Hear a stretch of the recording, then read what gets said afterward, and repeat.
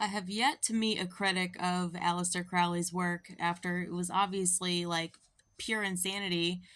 I haven't met anybody that's like opposed me, but one who was like, "How do you know? Did you read everything Crowley wrote?"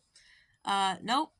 Don't need to read everything that Crowley wrote. Got plenty of experience with Crowley followers. 7+ years of experience with Crowley followers. Also, I don't think that these other people understand how we can get into the minds of people.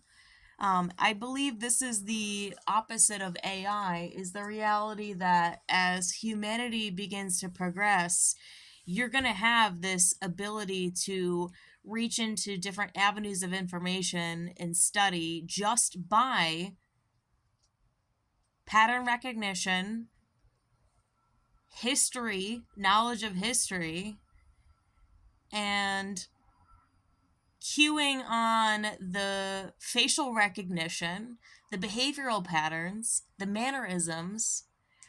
We are going to be able to obtain a new level of intelligence that I think that is what AI is trying to mimic. It's happening, it's rolling out subsequently as the human race is getting to this point of maturity where you can take a look at the picture of Aleister Crowley. You can get into his mind and you can all of a sudden understand what he was all about.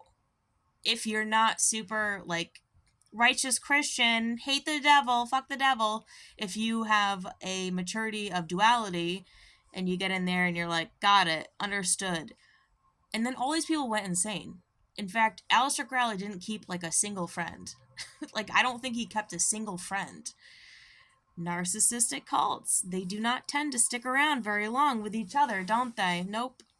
Cults are pretty secure as long as nobody's questioning the cult. When someone starts to question the cult, you're extradited, you're out, dude, you're out, and then you're just left with a bunch of freaking numbskull, irresponsible, reckless people.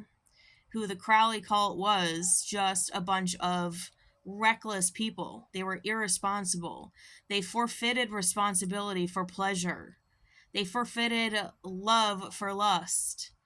They inverted everything and allowed that to be their reality. That's why Aleister Crowley didn't keep a single effing friend, is because he probably knew in the end days what he did. He probably figured out in the end days he did something terrible. These people probably realized they did something terrible. And they were not prepared for the ways that the people who did the right thing were going to eventually learn how to get into the minds of their nonsense, to get into the pattern recognition, the behavioral patterns, the mannerisms, and the fruitlessness of their nonsense. It's fruitlessness.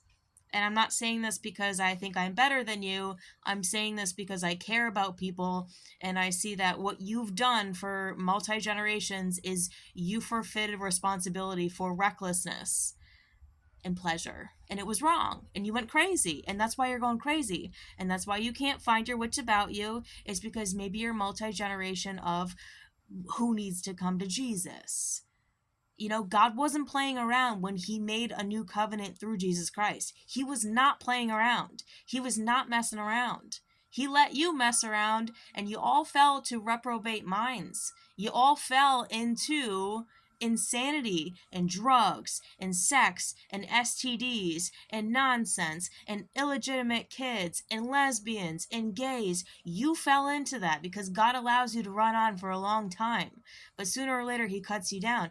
And he's only going to cut you down, maybe not in this doom and gloom revelation type destruction, but in the minds of people who he put his loving wisdom and heart in, that they could get into the minds of these people who did something wrong, that they would give them time, that they would give them the wisdom to realize what you've been doing this whole time was just irresponsible. You learned something valuable. Now back away from the irresponsibility, back away from the cult, and recognize that God was not playing around when he made a covenant with Jesus.